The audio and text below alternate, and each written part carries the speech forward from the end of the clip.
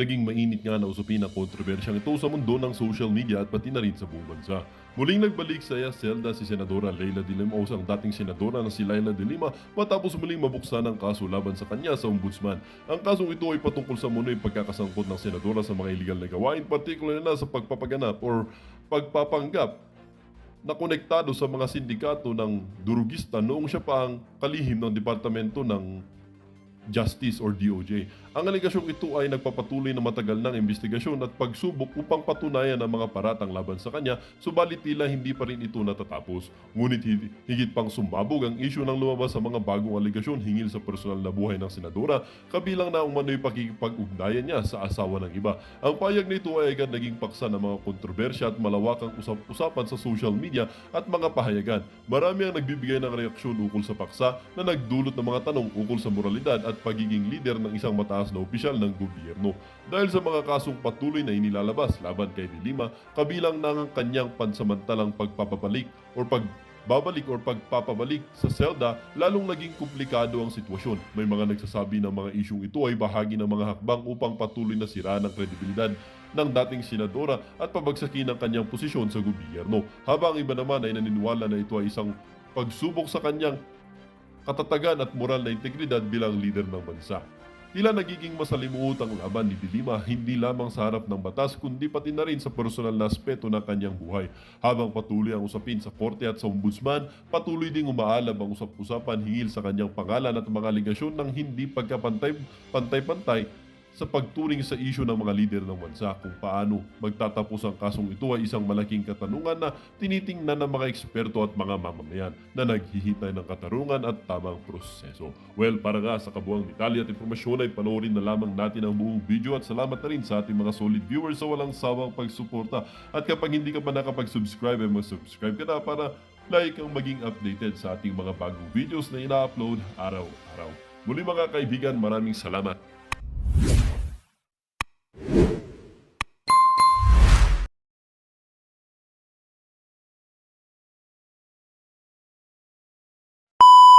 Itong si Sir Mar Tolentino kaugnay dyan sa mga nagpapahiwatig na dapat makasuhan, makulong itong si BP o kung ano pa man yan. Pakinggan ho natin to. Itong nangyayari ngayon, obviously, ito'y abala na ang ginagawa kay BP Sara. Kasi hindi lang through impeachment dahil itong pagpapatawag sa kanya dito sa Kamara, ito ng mga Quadcom, halos katumbas nito ng demanda dahil, again, abala po ito.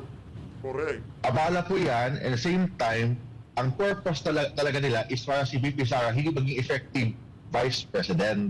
So makita natin ang punot dulo nito is politika. So actually, it's not to protect the public funds, to protect for public service, to protect the interest of the public. Hindi ganun.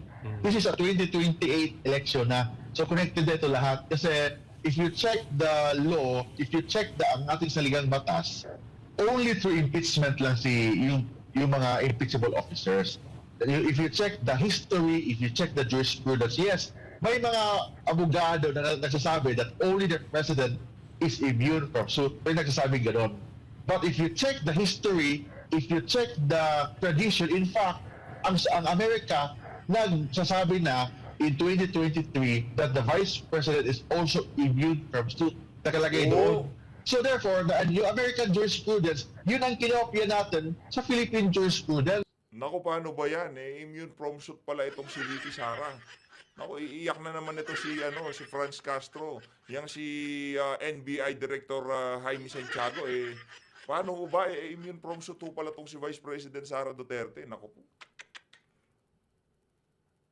Tuloy ho natin yung game. Walang nakalagay sa ating saligang batas. Kasi the immunity from suit, it is only based on tradition and based on jurisprudence. So therefore, kung i-deserbohin natin si VP Sara, for example, sa Congress, doon sa idemanda natin sa NBI, idemanda natin sa Piskal, idemanda natin sa Korte, so maging busy na si VP Sara pagdepensa sa kanyang sarili.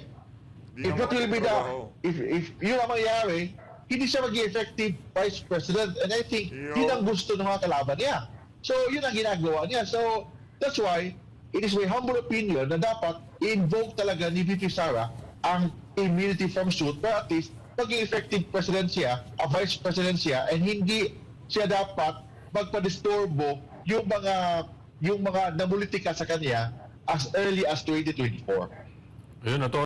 Alam nyo mga kababayan, napapaisip tayo no kung ano kayang mangyayari dito kay Tambaluslos kung sakaling maging presidente itong si VP Sara. Sa tingin ko kailangan niya nang umuwi sa Tacloban, umuwi sa Leyte o umalis sa Pilipinas dahil talagang yung pambababoy na ginawa niya kay VP Sara sukdulan hanggang langit ho. Mantakin niyo yun mga kababayan. Sinabi na ng pinsan niya. Sa bagay, ano lang naman yun muro-muro lang naman yung ginawa na yun ni Marcos Jr. Pero kahit pa, di ba, kita nyo naman na napakaraming problema ngayon ng ating bansa. Meron ka pa talagang oras na maniobrahin ang impeachment na yan. Dalawang grupo pa ang naghain, isang makabayan, isang akbayan. Naku po, yari tayo dyan. Only, maliwanag na merong grave abuse of authority rito. Pero last question po bago ko ipasa kay Jay. Kasi marami na talagang nagsasabi na nabudol sila. At ang dami na pong umaamin na talagang apaw na po na humihingi na ng pasensya dahil talagang kasalanan daw nila dahil nagbabudol. But anyway, ang tagal pa raw ng kanilang aantayin. Sabi, antay lang tayo. Sabi, 2028 pa ang eleksyon. At binabanggit sila, posible ba ano bang nakapaloob na batas patungkol sa snap election? Wala sa ating saligang batas yung snap election. Wala yan.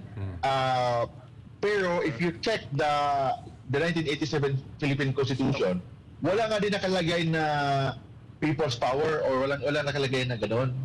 So, but the Philippine Constitution, it is the law galing sa taong bayan. So therefore, ang taong bayan pwede nilang isuspend ang operation ng ating saligang batas to a people power kung gusto nila. But hindi naman simpleng bagay yan na sabihin ng people power tayo, hindi pwedeng gano'n. Kailangan pag-isipan yan, kailangan na tingnan natin. Sabi nga ni Senate President or ni Secretary JPE that this is a zero-sum game. Pwede kang manalo, pwede kang matalo. So dapat pag-isipan yan. So hindi yan easy na simple na bagay na basta-basta na lang gawin ng taong bayan. Kita naman ho mga kababayan. Kita naman ho mga kababayan, 'di ba? Kung anong klaseng loyalty check ang nangyayari diyan sa House of Representatives. Pati yung mga high-ranking AFP officer nagre-report ho sila dito kay Tambaluslos. Kaya yung mga nagbabalak hinay-hinay ho muna dahil napaka mapanganib ng mga ganyang klaseng galaw, lalo na ngayong mga panahon na to. Ito, kay Attorney Ferdy Topacio naman ho tayo. Ito, natatawa lang ako rito kay Laila de Lima. Ito, factual to hindi libelous to. Pero kung gusto niya akong demanda ng libel, go ahead. Naku po. Ang lagi niyang pinangangalandakan, siya daw ay na-acquit na ng yung drug trafficking charges. Ang nakakalimutan yata niya, meron pa siyang kaso sa ombudsman. Yung graft and corruption, yung pagtanggap niya ng suhol. At meron pang gustong magtestigo na siya ay tumanggap ng suhol. Ito ay lumabas ng dati ito, kaya hindi libelous ito. Dollars na ang totally 5 million pesos na ibinigay sa kanya sa isang bag ng Hermes. At nako po, bag ng Hermes, 5 million, dating Senadora Leila de Lima. Ayan na nga ba sinasabi natin, naglalabasan na yung mga kabulukan nitong si de Lima. Baka nakakalimutan nila, may disbarment pa si Binibining de Lima sa Supreme Court na hanggang ngayon ay hindi pa nadidesisyonan. At hindi lang yan, but wait! There's more!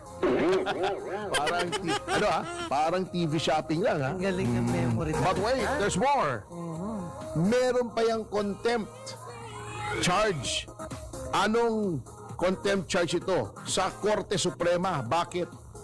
Binaliwala niya yung pag-uutos ng Korte Suprema, yung TRO, na sinasabing huwag pipigilan sa paglabas ng bansa si dating Pangulong Gloria Macapagal Arroyo. Yan ang klase ng tao na akala mo kung sino dun sa Quadcom na pinagtitiwalaan itong Quadcom na maging testigo nila, maging resource person.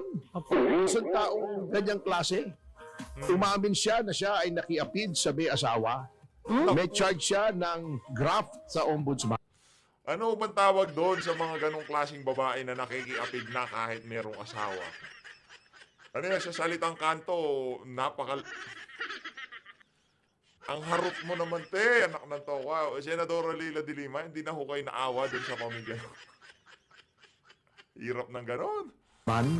May disbarment siya dahil siya for immorality. Oh, yeah. At meron siyang contempt. Siya ay opisyal ng gobyerno at abogado pa man. She is an officer of the court. Binaliwala niya yung pag-uutos ng Korte Suprema. Yan ang klaseng tao na ginudiyos ng administrasyon na ito. Resource person pa. Ganyan, ka-morally bankrupt ang administrasyon na ito. Si Leila de Lima na ang iyong frontrunner, ang iyong spokesperson, ay malaki na problema mo. Ha? Mapakalaki. Kaya nga, no, ang naghain na, kung titingnan ho natin ang track record ng mga naghain ng impeachment dito kay Vice President Sara Duterte, etong si Senador Leila de Lima na di umano, masyadong maharot. No, pati yung asawa na may asawa, di umano, nakikikalantari siya.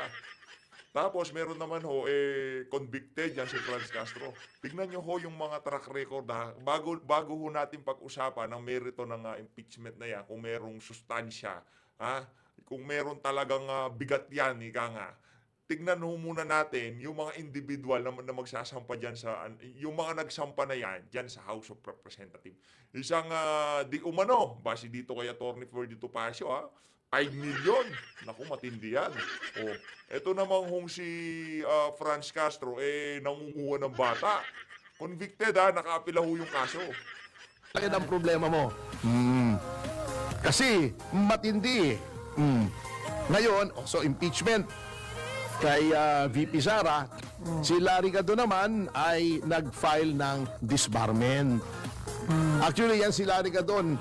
Pasensya na, kaibigan ko yan. Ngunit sinabi ko na sa kanya, yan disbarment po, yan ay confidential. Pagka ikaw ay nagpa-file ng disbarment, according to the rules of court, ikaw ay hindi mo dapat yan ay pinapublicize. Pero pinapublicize niya. At hindi ko maintindihan kay kaibigang Larry kung sino bang tinutulig sa niya noong nagpa-interview siya pagka-file nitong disbarment sa Korte Suprema. Sabagat nag-file siya ng disbarment before the Supreme Court pero kinriticize niya yung Supreme Court. Why are you asking for relief from a body na sinasabi mo hindi ka naniniwala, sinasabi mo ay bias, hindi sumusunod sa rule of law? Yun ang mga tirada niya sa Korte Suprema eh. Kay pro Marcos daw at sabi niya, tinakot niya, pagka hindi daw inaksyonan yung kanyang disbarment ay pa-impeach niya itong mga miyembro ng Korte Suprema. Yun ang problema kay Atty. Larry Gadon, no? Ang dami niyang, sa totoo lang, kung talagang pagtutuunan niya ng pansin yung kanyang pagiging presidential advisor, napakarami ho niyang magagawa dyan sa posisyon niya na yan. Ang dami ho niyang pwedeng ipayo, nakapag-ipakinabang dito kay Marcos Jr. para kahit pa paano maibsan ang kahirapan sa ating bansa. Kaso ginagamit ho niyang barometer sa kahirapan, kesyo napakarami daw ng mga bagong sasakyan sa kalye. Lagi daw puno yung mga mall. Kaya hindi daw siya naniniwala na mahirap daw ang Pilipinas. Wala ho, talagang papunta na ho sa mga aso itong bansa na to. Kaya pagka nagpabudol pa ho tayo dito sa mga individual na nakaupo ngayon diyan sa Malacanang, wala na ho talaga. Kaya kailangan ho nating i-share itong mga ganitong klaseng video. Yung basta kahit na kaninong vlogger diyan na alam niyo naman ho na yung mga ipinapalabas nila sa kanilang mga channel, hindi kargado nitong mga makakaliwa at nitong walang pansariling interest, ika nga. I-share niyo ho, hindi lang ho sa PH Update, yung mga napakarami hong mahuhusay na vlogger diyan. Wala man ho tayo sa kaliglingan ng mga yan, malulupit ho yung mga yan. Sabagkat, kaibigang Larry, pasensya ka na, ito naman ay factual. Magkaibigan tayo pero I have to say this kasi laging binibida ni Larry Gadon siya daw ang nagpatalsik kay Sereno. Ayun. Kasi nag-file siya ng impeachment at totoo naman, nag-file siya ng impeachment. Pero yung impeachment na yon ay hindi na inaksyonan. Hindi yun ang nagpatalsik kay Sereno. Opo. Kung hindi, yung co-warranto case na final ni Attorney Eligio Malyari. Yun po ang nag-grant ng Supreme Court kaya natanggal si Sereno. Hindi ko naman pwedeng sabihin Chief Justice kasi Warrant ko yun. co-warranto kasi yung co-warranto pa nag-grant yun, ibig sabihin wala kang entitlement, Yes. wala kang karapatan doon sa opisina na iyong hinahawakan, Ay. yung panunungkulan. So, kung mapapansin mo, kung pupunta ka sa Supreme Court,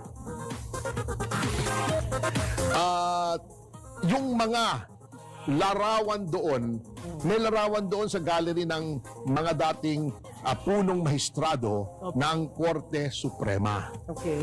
So nandoon sina Cayetano Arellano, sina Chief Justice Tihanki, Chief Justice Fernando, yan. Ngunit kung mapapansin mo, wala ang larawan ni Chief Justice, not Chief Justice, ni Attorney Sereno sapagkat it is as if hindi siya naging Chief Justice. Dapat nga hindi siya naging Associate Justice man lang kung titignan niyo yung logical conclusion ng co-warranto na desisyon yung ponensya ng Korte Suprema. Opo. So yun ang sitwasyon ni Attorney Sereno. She was never Chief Justice as if.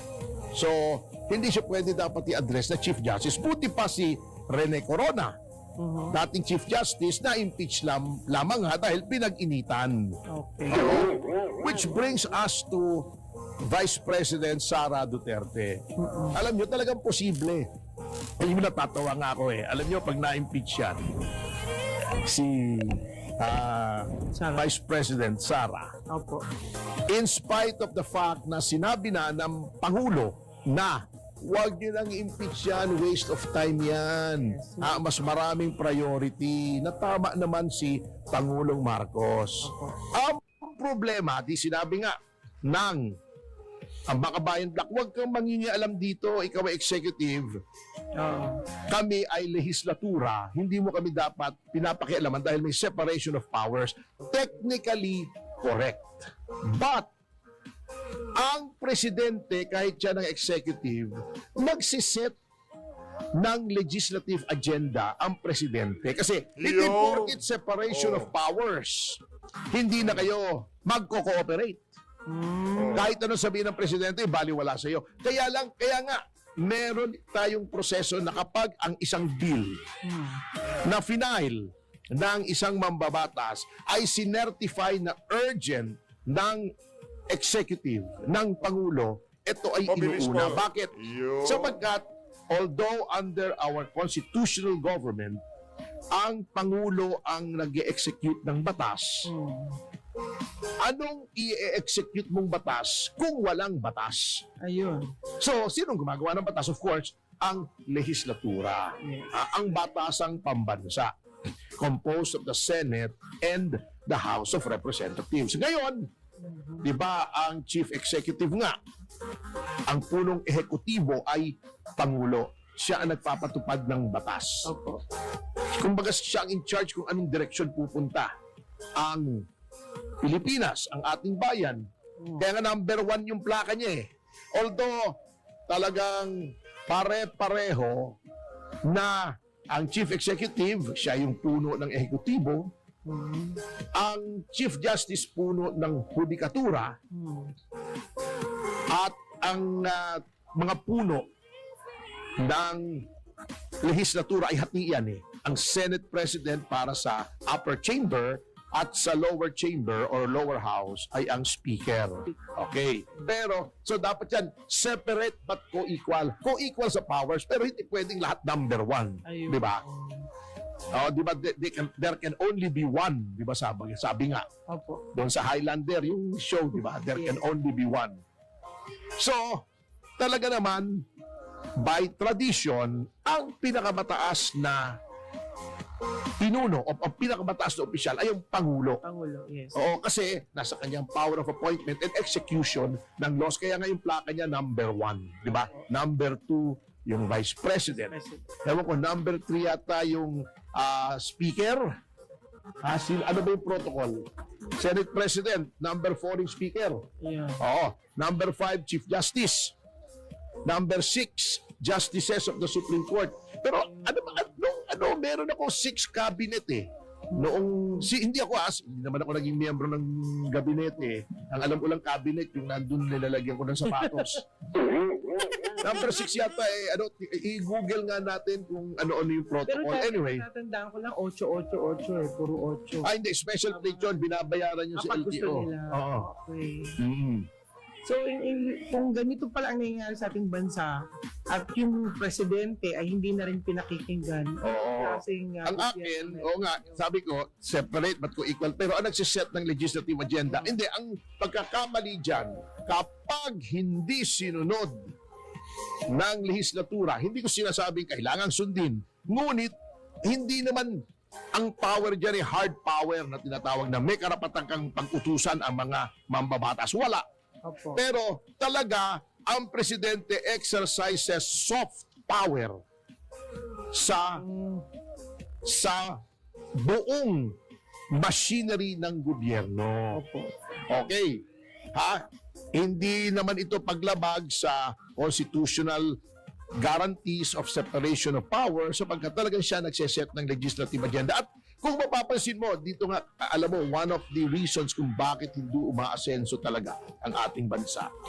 Yung presidential system natin, from the time 19 kopong-kopong pa, kung sinong presidente, kung anong partido ng presidente, doon lahat nagsisiksikan. Oo, nagkakandarapang sumanib yung mga miyembro ng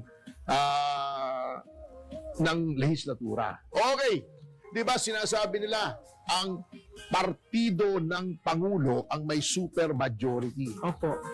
Hindi na dahil siya ay Pangulo ng Pilipinas. Sumunod kayo. Opo.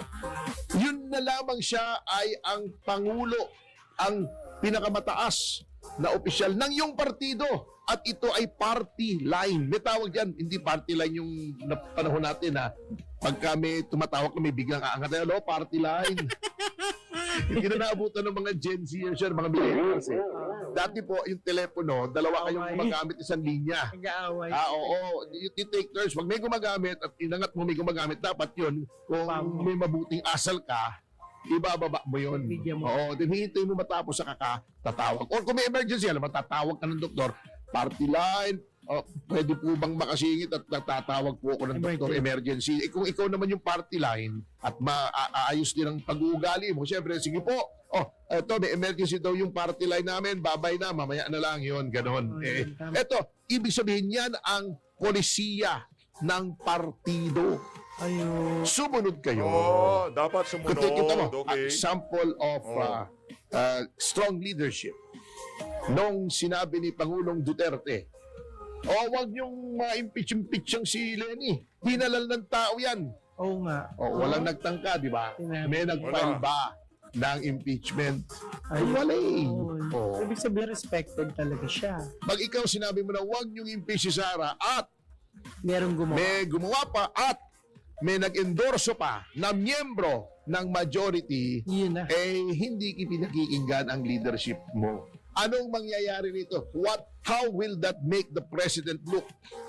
Kapag na-impeach si pangalawang Pangulong Sara Duterte, it will make the president look very weak. Sinong makikinabang? Ang speaker. Ibig sabihin, ang speaker lang, ang sakalam. Baliwala yung Matigas. presidente. Hindi ko nakikinggan yan. Ngayon naiintindihan na natin yung mga power play dyan sa House of Representatives, yung mga maniobra kung tawagin, no? Talagang itong si Tambaluslos, nalasing na ho sa kapangyarihan. pati yung kanyang prinsa na presidente na dapat sana nagkakaroon sila ng corroboration, hindi na ho niya pinapansin yun. Ang gusto na lang hong mangyari nitong si Tambaloslos, kung ano na lang ang makakabuti sa kanyang kandidatura sa 2028, yun na lang. Paano nga naman yan? Kung sakaling matanggal mo si VP Sara sa political arena, nandiyan pa si Raffy Tulfo, di susunod mo na naman si Raffy Tulfo. Naku, walang confidential fund yun. Paano mo sisiraan yun? Si Senator Robin Padilla. Naku, wala ho talaga. Nagsasayang lang kayo ng panahon nyo. Imbis na atupagin nyo itong si VP Sara, siraan nyo siya, paratangan ng kung ano-ano, magtrabaho na lang ho kayo. Para meron naman ho kahit papanong balik yung sasambay ng Pilipino, yung pinapasweldo sa inyo. Yun na lang ho, Mr. Tambaloslos. No? Yun na lang ho ang gawin nyo. Oh no.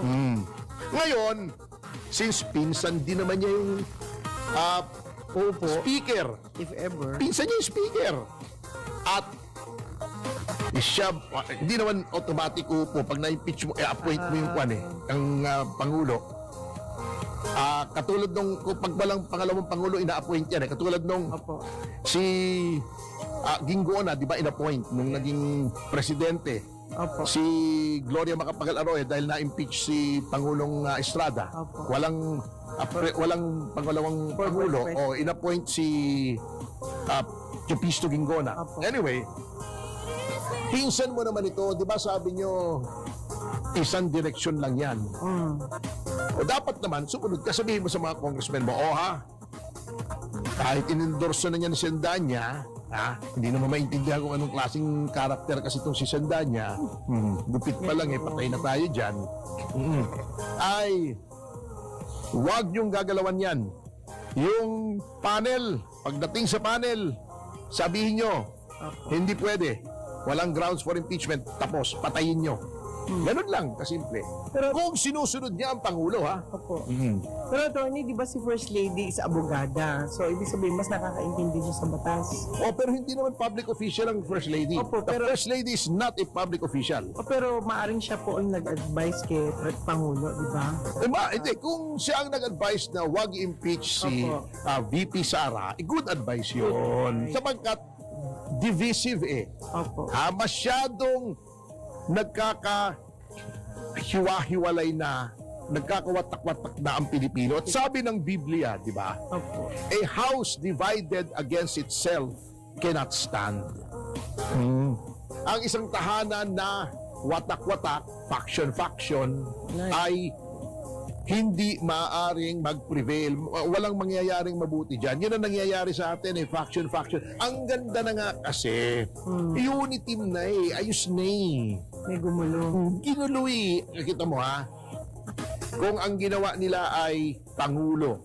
What if lang to? What if Pangulo si BBM? Voted upon by 31 million people.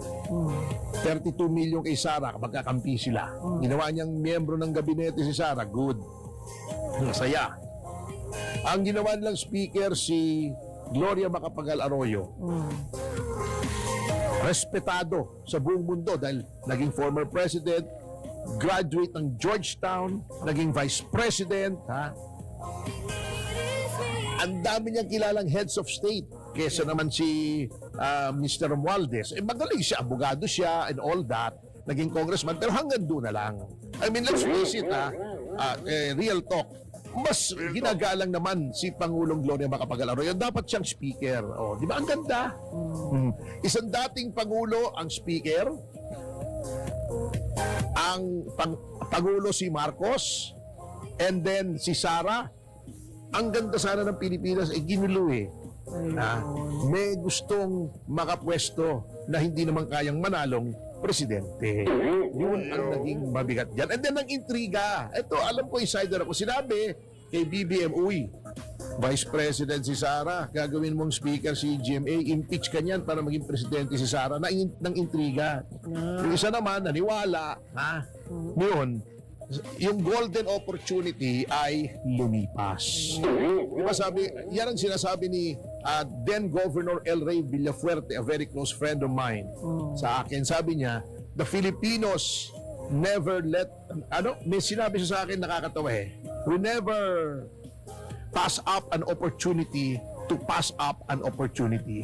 Well, hindi natin pinalalampas Opo. Sana. yung oportunidad na hindi natin dapat pinalampas. Ayun. Mas madaling intindihin sa Ingles pwede lang si Dan Fernandez. At sa kanya mga kasama nasa po, official time na ba natin, Are? Opo. Galing Hindi talaga na si arang Puto. sa